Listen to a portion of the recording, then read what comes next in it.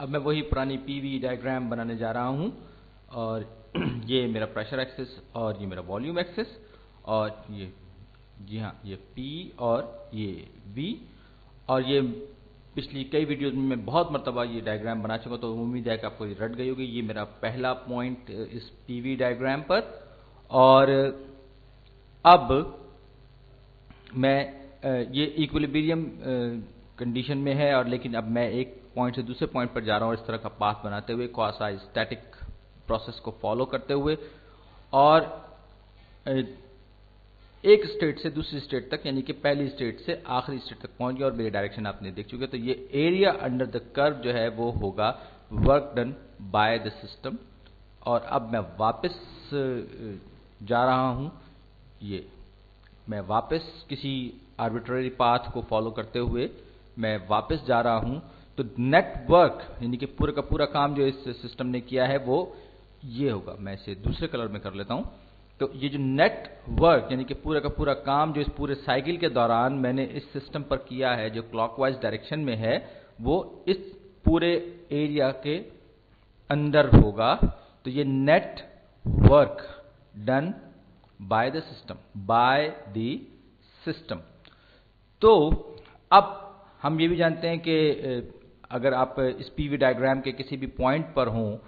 तो हमारी स्टेट जो है वो वही होगी जो कि कभी भी थी। हम कहीं पर भी जा सकते हैं और किसी भी जगह पर भी जाएं, तो ये क्योंकि प्रेशर और वॉल्यूम जो है यहाँ पर स्टेट वेरिएबल्स हैं, इनसे इस बात से कोई फर्क नहीं पड़ता कि आपने क्या पाथ फॉलो किया या क्या प्रोसेस फॉलो किया। और इसी जैसे कि हमने इंटरनल एनर्जी की बात की थी, इंटरनल एनर्जी भी एक स्टेट वेरिएबल है जो डिपेंड करता है अपने स्टेट की वैल्यू पर एनर्जी पर, internal energy of the system पर। तो ये पूरा का पूरा चेंज जो है इस लूप में डेल्टा U इक्वल टू 0 होगा अगर मैं ये पूरा क्लोज लूप फॉलो करूं। और डेल्टा U क्या होता है? वो होता है Q, यानी कि heat added to the system minus work done by the system. और ये हम बहुत मरतबा पिछली वीडियोस में पीवी डायग्राम पर हम कर चुके हैं। तो इस सूरत में चेंज इन इंटरनल एनर्जी यानी कि इंटरनल एनर्जी में जो तब्दीली है वो 0 होगी, और इस पूरे लूप में या इस पूरे पाथ में, पूरे कर्व में जो वर्क डन होगा वो होगा Q माइनस, जो इंटरनल एनर्जी होगी वो 0 होगी, Q माइनस W हमारे पास है वैल्यू इसकी। और ये इसी बुनियाद पर मैंने ये नतीजा निकाला था कि Q is equal to W, यानी कि जो हीट भी हमने इस सिस्टम को दी है वो वर्क करने में इस्तेमाल हो गई। लेकिन आप एक बात याद रखिए कि PV जो भी कुछ भी हम इसमें तब्दीली कर रहे हैं वो बहुत छोटे छोटे इंक्रीमेंट्स में कर रहे हैं, और इससे डिपेंड नहीं करता कि हम यहाँ पर कैसे पहुंचे। प्रेशर और वॉल्यूम की जब हम बात करते हैं तो नेट हीट जो हमने इस पूरे सिस्टम में ऐड की इस पूरे साइकिल के दौरान, तो मैं ये बताना चाहता हूं कि net heat added to the system, Q net जो है ये नेट हीट है। तो ये एक अच्छा स्टेट वेरिएबल नहीं है, यानी यूं कहिए कि ये एक स्टेट वेरिएबल बनने की सलाहियत नहीं रखता। और ये क्यों? ये इसलिए कि जब भी मैं कोई एक, फर्ज कर लीजिए मैंने एक हीट कंटेंट मैंने एक स्टेट वेरिएबल के या एक वेरिएबल मैंने डिफाइन किया है, तो डेल्टा HC यानी कि HC में जो भी तब्दीली आएगी वो होगी Q, यानी heat added to the system. तो जाहिर बात है कि जब भी मैं चाहे इस लूप में चक्कर लगाऊंगा, चाहे मैं अपनी इनिशियल पोजीशन पे वापस ही क्यों ना आ जाऊं, लेकिन हीट बहरहाल सिस्टम में ऐड हुई होगी, हीट कंटेंट इसमें कुछ ना कुछ बढ़ा होगा। जैसे कि यहाँ पर मैंने एग्जांपल ली 5, तो इनिशियल इसका 5 था, तो मैंने हर लूप में मैंने जाके कुछ ना कुछ हीट, फर्ज कर ली मैंने 2 ऐड की,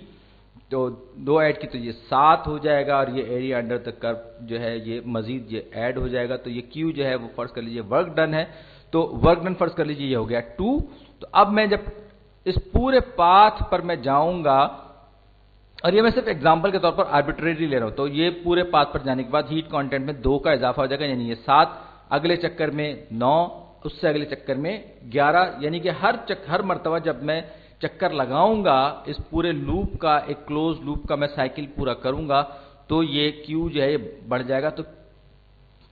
स्टेट वेरिएबल के लिए हीट कंटेंट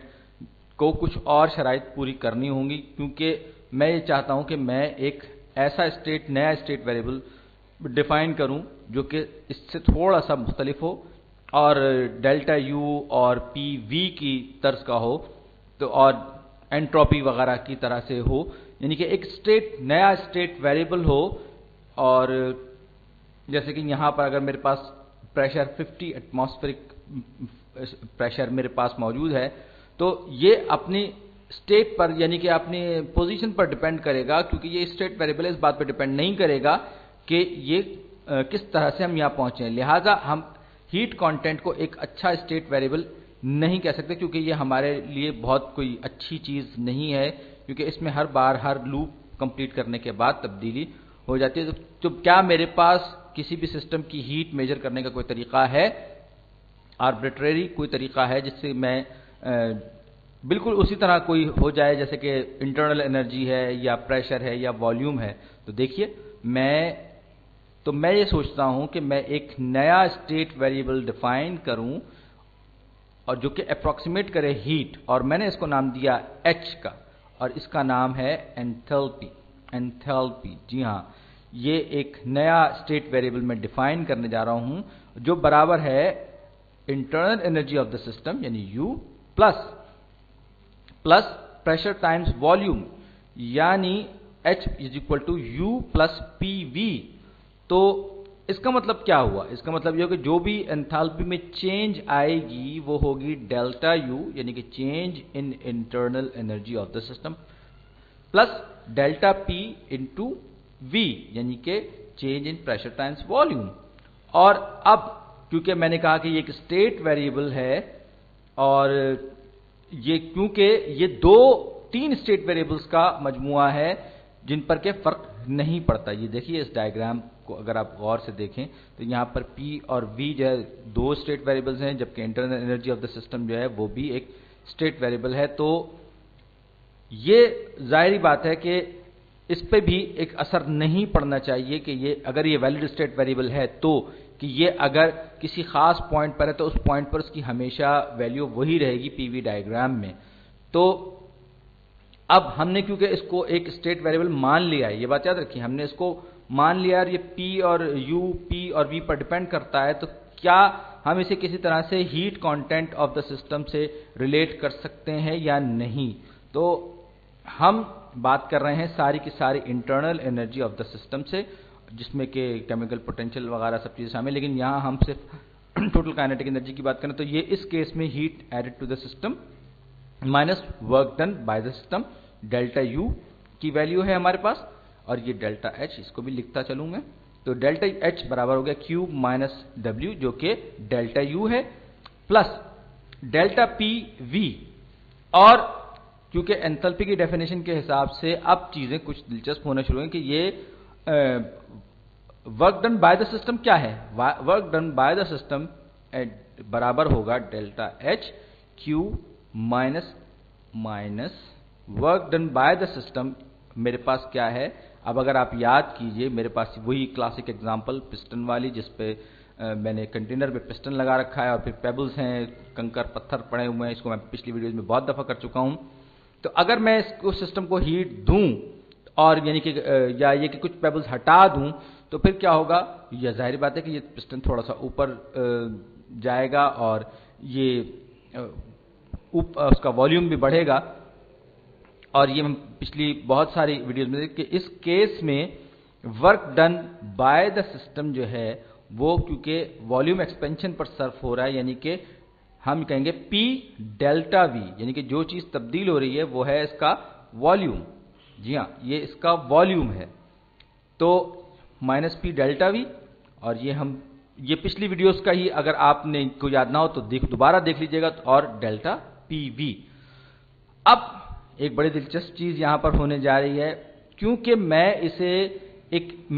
डेल्टा H को या H को एक स्टेट वेरिएबल के तौर पर डिफाइन करना चाह रहा हूँ, तो लिहाजा डेल्टा H उस सूरत में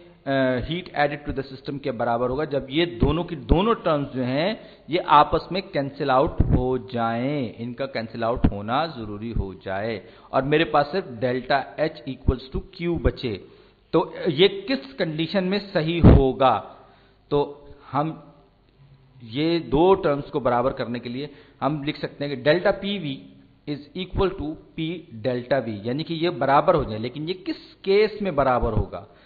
किस केस में ये दोनों की दोनों टर्म्स जो हैं आपस में बराबर होंगी या इक्विवेलेंट होंगी एक दूसरे के, ताकि हमारे पास जो एंड में बचे, जो चीज भी बचे वो heat added to the system है। तो जाहिर बात है ये उस वक्त होगा जबकि P कांस्टेंट हो, P जो है वो कांस्टेंट हो, कांस्टेंट प्रेशर हो। जी हाँ, ये मैं क्यों कह रहा हूं, ये थोड़ा सा मैथमेटिकल सी चीज है कि अगर मैं P को कांस्टेंट रखता हूं तो P डेल्टा V या डेल्टा P V जो है वो आपस में बराबर हो जाएंगे। किस तरह से, इसके लिए मैं थोड़ा सा आपको एक मैथमेटिकल एग्जांपल की तरफ लिए चलता हूं ताकि आपको अंदाजा हो जाए कि P के कांस्टेंट होने के क्या इंप्लीकेशंस होंगे। जैसे कि मेरे पास यहां पर एक मैं एक टर्म लिख रहा हूं, delta 5x is equal to, जाहिर बात है कि डेल्टा का मतलब होता है फाइनल माइनस इनिशियल, तो यानी कि 5x final minus 5x initial is equal to 5 एक कांस्टेंट है, लिहाजा मैं इसको बाहर निकाल के 5xf माइनस xi, तो ये 5 डेल्टा x के बराबर होगा। यानी अगर मैं ये कर लूं कि मैं यहां पर 5 की जगह समझ लीजिए कि मैंने p को कांस्टेंट लिया, तो ये दोनों के दोनों टर्म्स आपस में बराबर हो जाएंगी और ये कैंसिल आउट हो जाएंगे। यानी ये जो एंथैल्पी का जो मेरे पास एक नया स्टेट वेरिएबल आया है, ये सिर्फ उस सूरत में सही होगा जब मेरे पास प्रेशर कांस्टेंट हो। और मैं अब इसको दोबारा लिखने जा रहा हूं, तो प्रेशर कांस्टेंट होने की सूरत में हमारी एंथैल्पी की डेफिनेशन यानी कि H जो है उसी वक्त स्टेट वेरिएबल होगा और उस केस में ये बराबर हो जाएगा H is equal to delta U plus P V, और होगा क्या, डेल्टा H यानी कि H में जो भी चेंज होगी वो बराबर होगी Q। जी हाँ, Q, क्योंकि प्रेशर जो है वो हमने कांस्टेंट रखा हुआ है और P डेल्टा वी, ये यहां पे मैंने P भी लिख दिया ताकि ये कांस्टेंट प्रेशर की अलामत के तौर पर इस्तेमाल किया जा सके। अब अगर हम यहां अपनी पीवी डायग्राम पर आए, चलिए मैं दोबारा से एक नई पीवी डायग्राम बना देता हूं ताकि आपको सहूलत रहे। ये मेरी नई पीवी डायग्राम है और यहां पर हमारा y एक्सिस पर प्रेशर है और x एक्सिस पर वॉल्यूम है।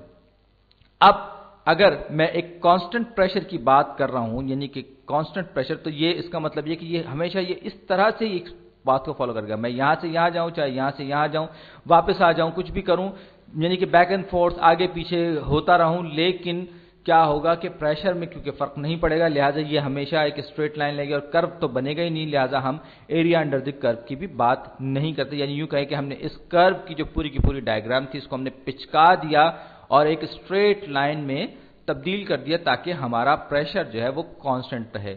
तो ये जो स्टेट वेरिएबल है ये हमें शायद हीट के, नेट हीट के मामले में तो खैर कोई बहुत ज्यादा या work done by the system के बारे में कोई बहुत ज्यादा काम ना दे, लेकिन जब हम कांस्टेंट प्रेशर की बात करते हैं तो एंथैल्पी हमें बहुत सारे केमिकल रिएक्शंस में हमारा काम करती है और ये एक कंप्रोमाइजिंग सिचुएशन है। यानी कि हमने एक कंप्रोमाइज किया है एक अजम्पशन लेते हुए कि अगर हमारा प्रेशर कांस्टेंट होगा तो उस सूरत में चेंज इन एंथैल्पी जो है वो heat added to the system के बराबर होगी और ये सारा का सारा काम कांस्टेंट प्रेशर पे। मिसाल के तौर पर आपको बहुत सारे एनवायरनमेंट ऐसे मिल सकते हैं, जैसे ये एक बीकर है जो कि मैंने साहिल समंदर पर रखा हुआ है जहां के एटमॉस्फेरिक प्रेशर जो है 1 एटमॉस्फेरिक प्रेशर के बराबर है और ये 1 एटमॉस्फेरिक प्रेशर के बराबर है, यानी कि मैं सी लेवल के प्रेशर के अराउंड हूं या उसी पर हूं, तो ये जो प्रेशर है ये इस पूरे रिएक्शन के दौरान तब्दील नहीं होगा क्योंकि हम यहां पर हीट इंजन की बात नहीं कर रहे बल्कि हम एक रिएक्शन की बात कर रहे हैं जो कि एक कांस्टेंट प्रेशर की कंडीशन में हो रहा है और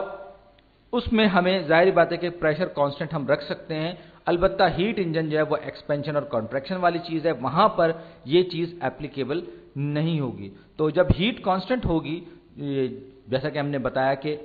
हमने यहां पर एक ऐसी कंडीशन ली है जहां पर हमने H को स्टेट वेरिएबल के तौर पर यानी एंथैल्पी को स्टेट वेरिएबल के तौर पर डिफाइन किया और ये